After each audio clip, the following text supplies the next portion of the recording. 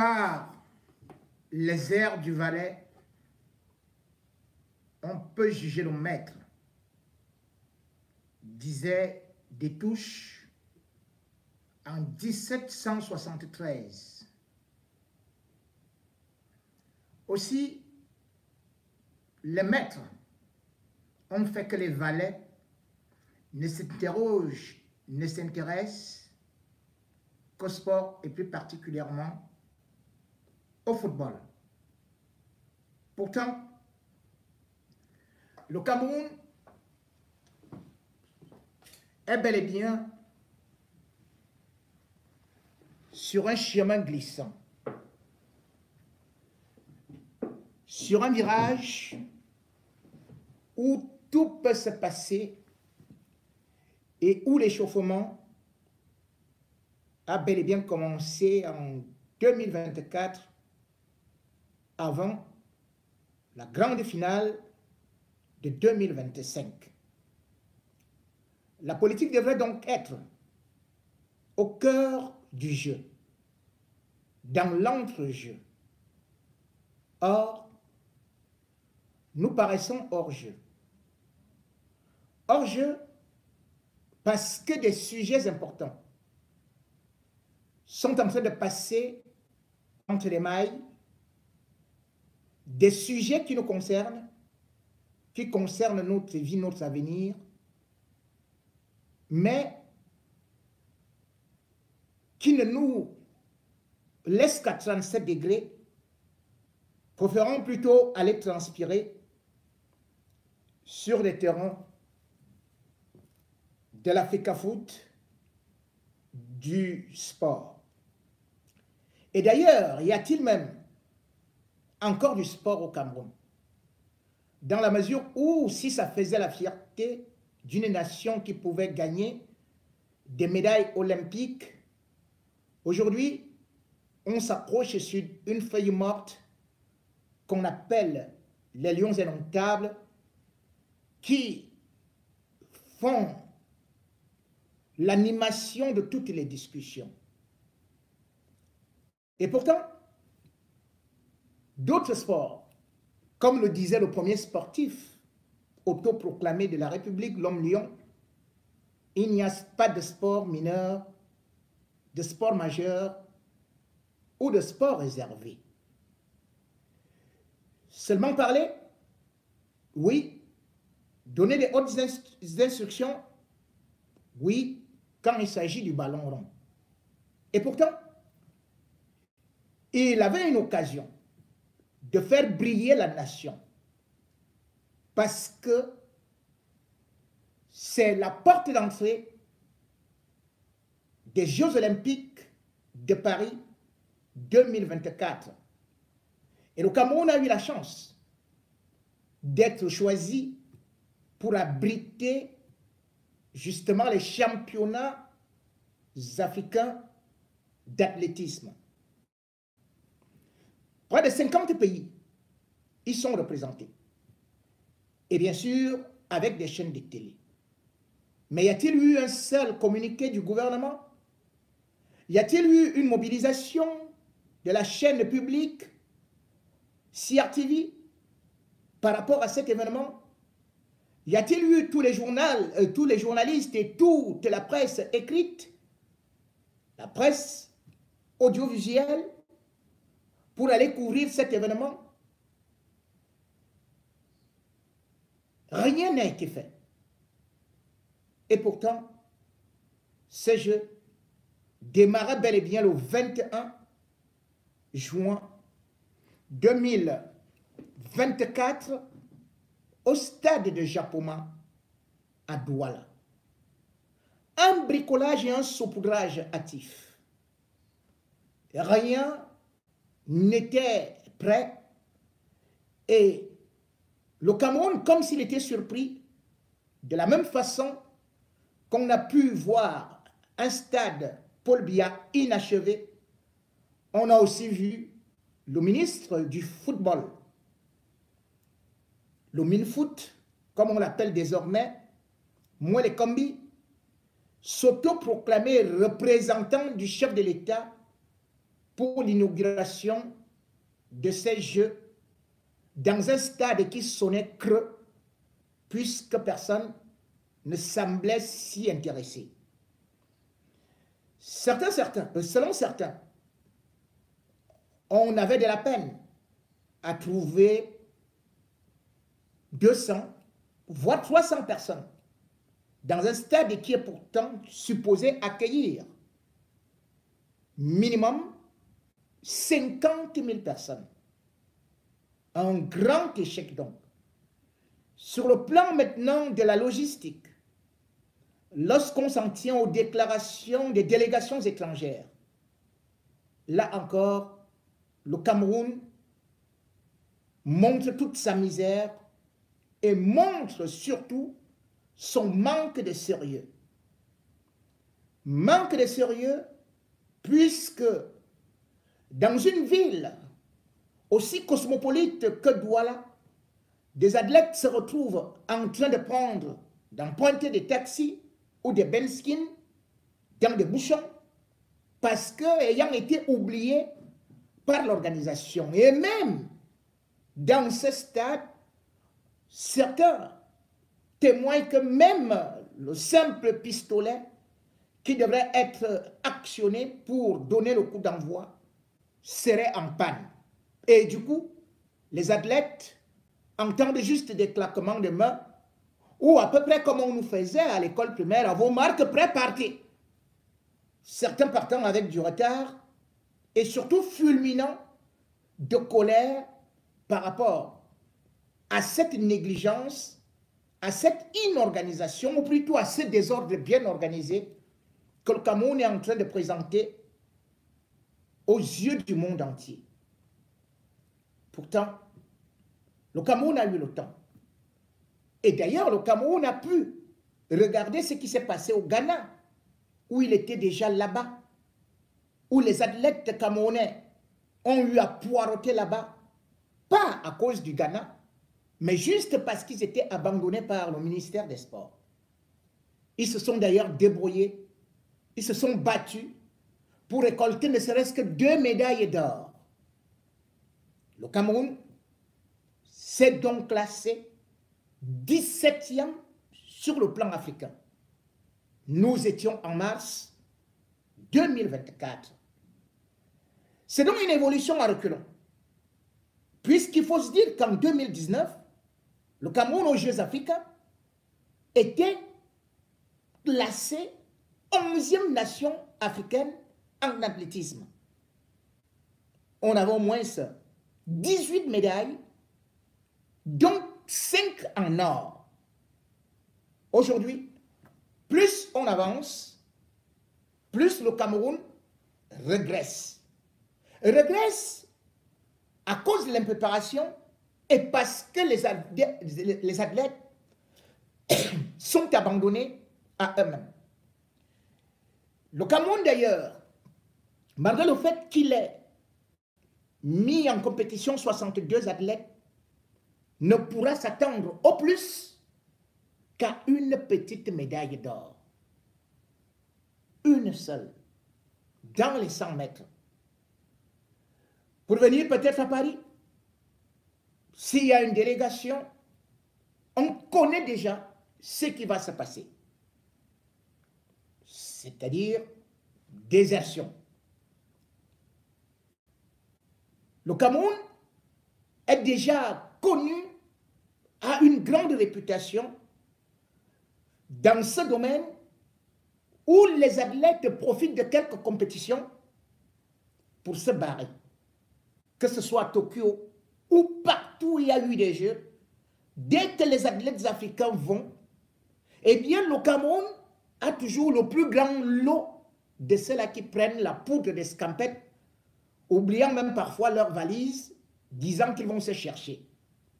Ils disparaissent souvent dans la nature, 10 aujourd'hui, 7 demain, 14 après-demain, et parfois un seul athlète parvient à rentrer. Et même celui qui rentre, croyant être honoré, eh bien, il constate plutôt qu'il devient la risée. Et il regrette pourquoi est-ce qu'il est retourné au pays de ses ancêtres. Le Cameroun est donc devenu la risée, avec ces jeux qui sont organisés dans ce stade qui lui-même n'était pas prêt à l'abriter. Les championnats africains devraient se dérouler au stade d'Olembe, baptisé Stade Paul Biya. Là-bas, on nous avait parlé justement d'une piscine olympique.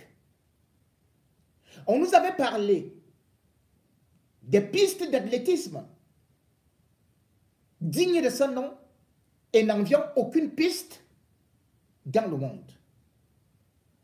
On avait parlé de toutes sortes de cours de tennis, volley, basket, bref, je ne parle même plus de l'hôtel.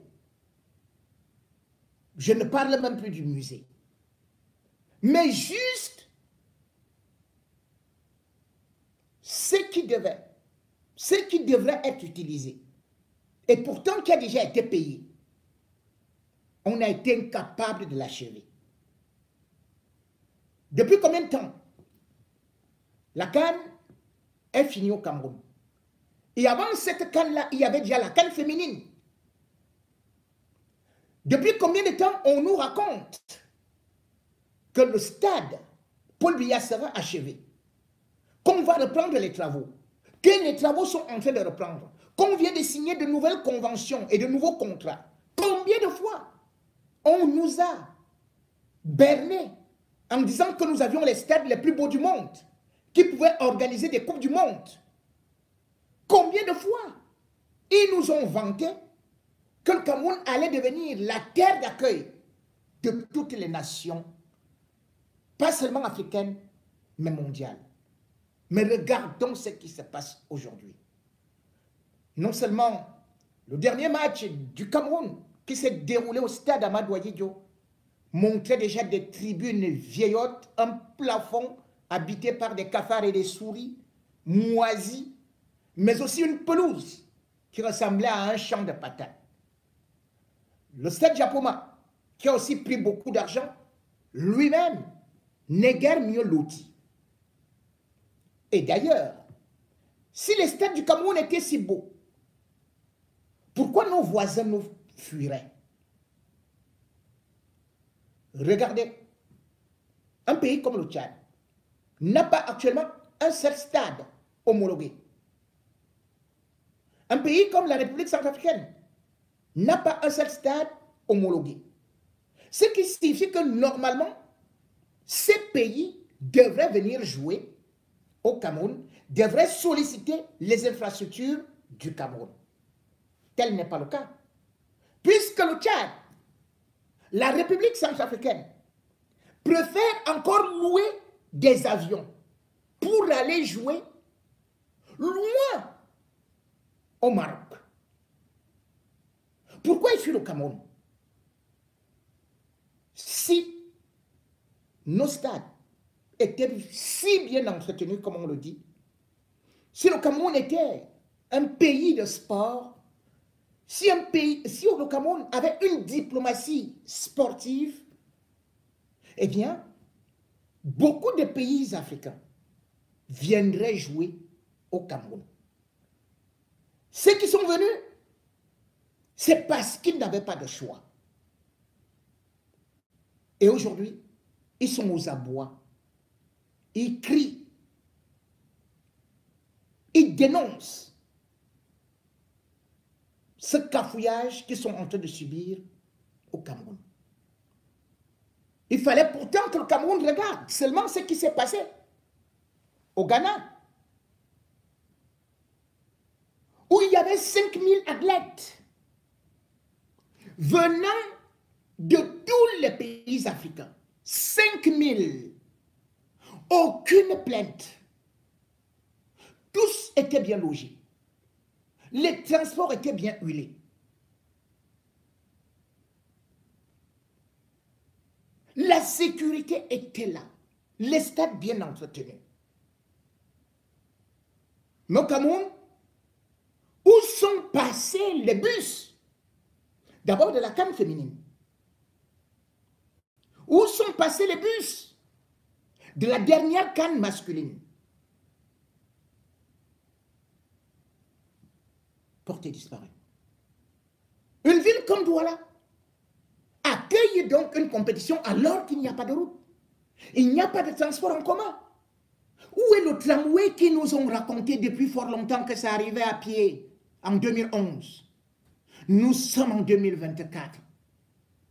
On attend le tramway ne vient pas. Et pourtant, on gueule devant les Ivoiriens.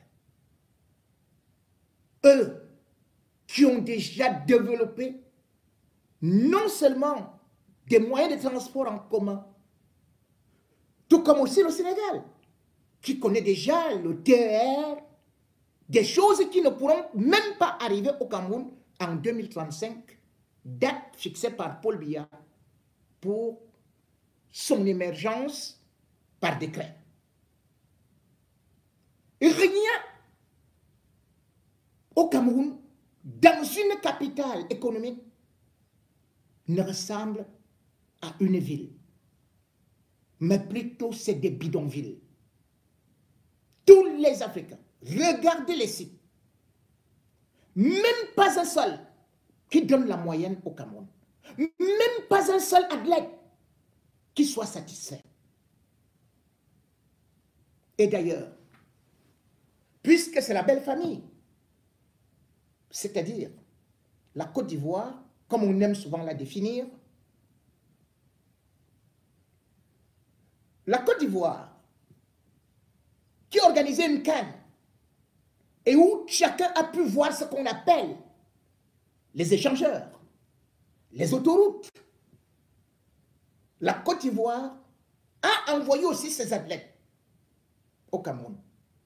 Et parmi ces athlètes, une d'ailleurs est très reconnue, elle est de notoriété internationale, puisqu'elle est championne du monde dans les 100 mètres. Marie-Josée Talou. Elle a fait une sortie pour dénoncer l'organisation de ces championnats africains qui se déroulent au Cameroun. Je vais essayer de trouver juste une de ces déclarations. Elle est la meilleure au monde, hein, dans le 100 mètres et le 200 mètres. Elle vient de battre une Américaine avec 10 secondes 75. Donc elle voyage. Elle l'a vu partout. Elle a été partout. Mais sauf qu'au Cameroun, ce qu'elle a vu lui a fait regretter pourquoi est-ce qu'elle était venue. Ces jeux pourtant, comme je le disais, sont aussi un miroir pour le Cameroun, puisque c'est à partir de là que directement on aura les représentants en athlétisme africain pour les Jeux Olympiques de Paris. Voici ce que écrit Marie-Josée Talou dans Twitter. Et il faut voir combien de fois ça a été liké, partagé. Quelle image voulons-nous de notre pays? Puis je cite. Et il y a tellement de choses que je voulais dire sur l'organisation du championnat d'Afrique. Je suis blessé et déçu. La fluidité du transport est nulle. Mon équipe a dû prendre un taxi pour aller au stade pendant que d'autres équipes bénéficient d'une escorte policière.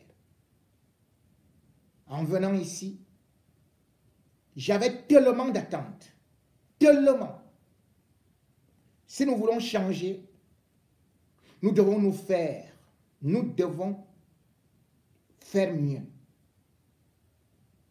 Nous avons maintenant des athlètes de haut niveau.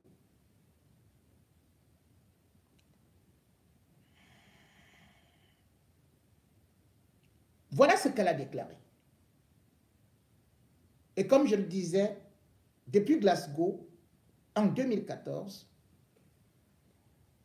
on a pu voir des athlètes camerounais qui étaient arrivés par rapport aux autres athlètes africains qui ne comprenaient pas comment eux, ils n'avaient pas eu de préparation et les autres avaient eu la préparation. Les athlètes camerounais, pendant les stages, n'ont même pas d'hôtel. Parfois, ils dorment à la Belle Étoile. Ils n'ont pas de quoi manger. Et ils vont représenter le Cameroun. J'ai plusieurs témoignages que je peux vous donner ici, qui font froid au dos et qui font pitié. Et pourtant, on a un ministère du sport.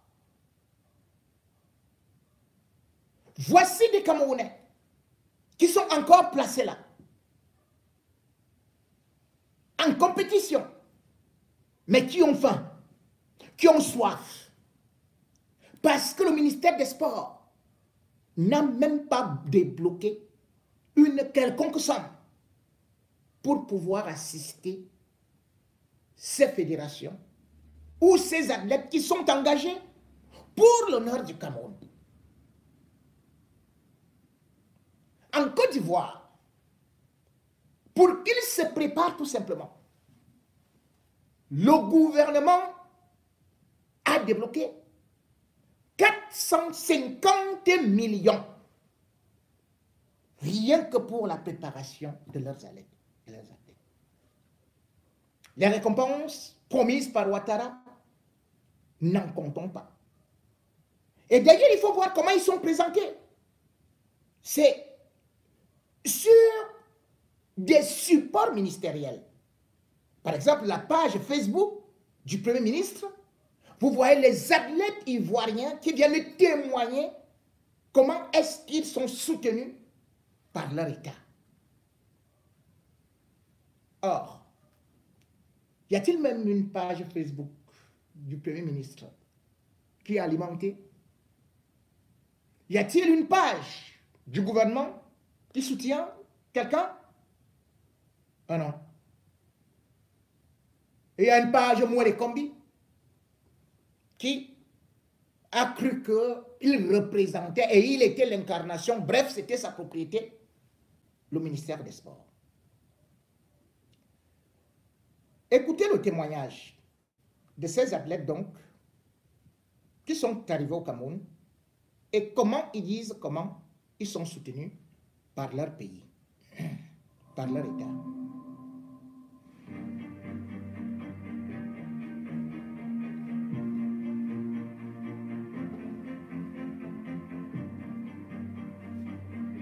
C'est déjà une fierté de savoir que l'État nous soutient financièrement. On attendait ça bien longtemps pour pouvoir nous accompagner aux Jeux olympiques. On a l'encouragement, on a le soutien de notre pays, de notre gouvernement, de toute la jeunesse ivoirienne. Avec ce soutien-là, ça nous motive encore davantage. Et nous, en tant qu'athlètes, ça nous permettra de s'entraîner comme il se doit.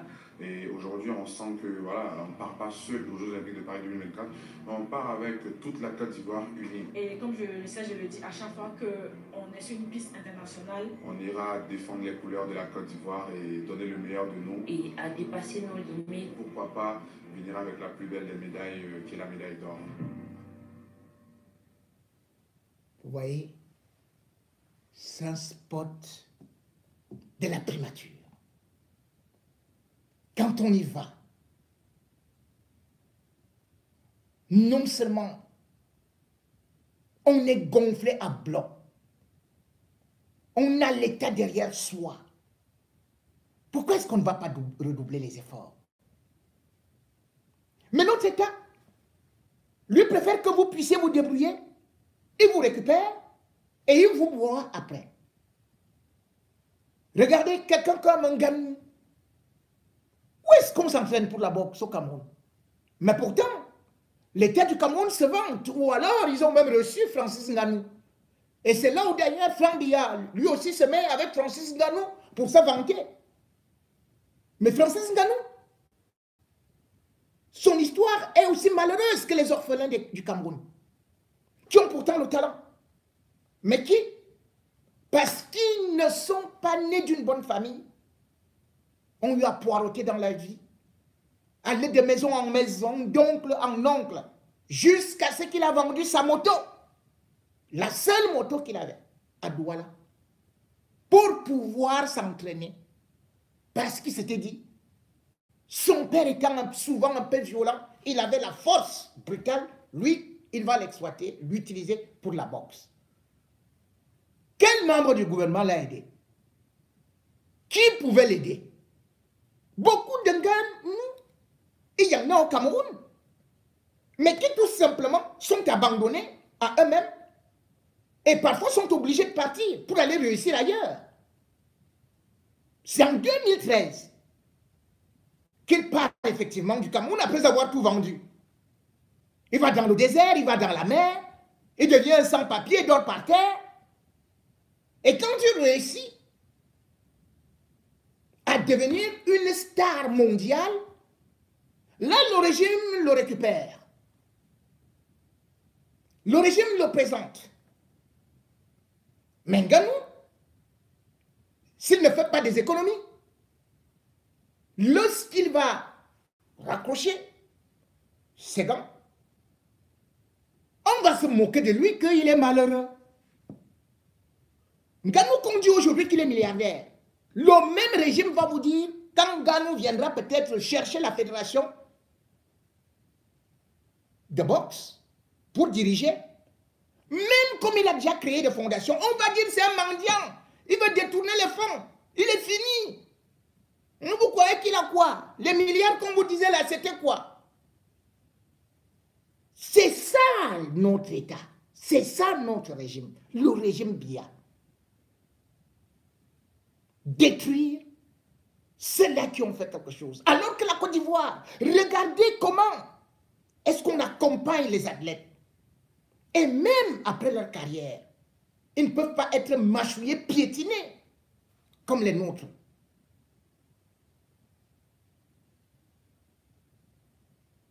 Regardez cette image donc. On peut maltraiter les athlètes camerounais, mais pas tous les athlètes africains. Parce qu'aujourd'hui, ils sont professionnels et ne supportent pas les choses que nous supportons. Nous, peut-être, nous sommes devenus un peuple amorphe, mais les autres ne le supportent pas. Mais curieusement, au lieu de demander des comptes au gouvernement, nous préférons demander des comptes, parfois aux athlètes qui ont réussi leur vie. Comme je dis que demain ou après-demain, on ne demandera pas à moi les combis. Pourquoi les Jeux, les championnats africains ne se sont pas déroulés au stade Paul Biya? Pourquoi le stade Paul Biya est toujours inachevé sans son hôtel de 70 places? Pourquoi la piscine olympique chauffante, comme ils avaient annoncé, n'est toujours pas visible à l'œil nu, même au microscope? Pourquoi les supermarchés qui auraient pu justement faire que les athlètes fassent des courses et comme ça les devises rentrent dans le pays? Où sont ces supermarchés qu'on a annoncés? Au stade Paul Biya. Non, on part avec eux. Tout simplement maintenant, débrouillez-vous. Et il y en a qui soutiennent encore cette bêtise. J'ai vu certains journalistes, je ne voudrais pas les citer nommément, qui disent que vous savez, il y a des gens qui ne vont montrer que le côté négatif. Ils ne vont jamais montrer le côté positif. Qu'est-ce qu'il y a de positif? Qu'est-ce qu'il y a de positif quand dans un stade, on voit c'est des baffles, qu'on vient là, on porte un baffle, on vient positionner. Qu'est-ce qu'il y a de positif? Quand on ne peut même pas escorter des gens. Mais s'il faut aller arrêter un opposant, la police, la gendarmerie, l'OPI, même les sapeurs-pompiers vont sortir. Mais accompagner les athlètes, ça vous dépasse. Quand il faut détourner des milliards, ils sont très forts. Mais sortir juste un peu pour que les athlètes puissent avoir des jus d'orange, des packs d'eau ou encore le minimum pour des soins médicaux en cas de blessure. Non. Ils n'en ont pas. Ils n'en veulent pas.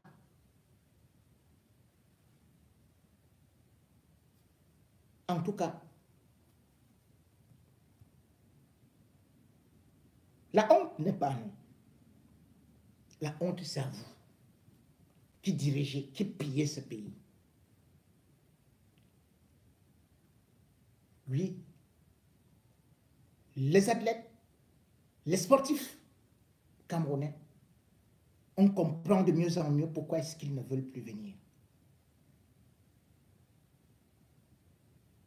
C'est avec ça que vous voulez les joueurs limbites et consorts? Pascal Siakam, qui sont habitués à jouer aux États-Unis, et après vous dites qu'ils ne sont pas des patriotes, comme ils refusent de venir représenter le Cameroun. On représente le Cameroun pour gagner quoi? Puisque déjà, dès que vous y arrivez, vous n'êtes humilié, vous êtes rabaissé, vous n'êtes pas revalorisé. Et puis, on exploite vos noms pour détourner juste les fonds. Et en fin de compte, c'est vous qui finissez par être sacrifié.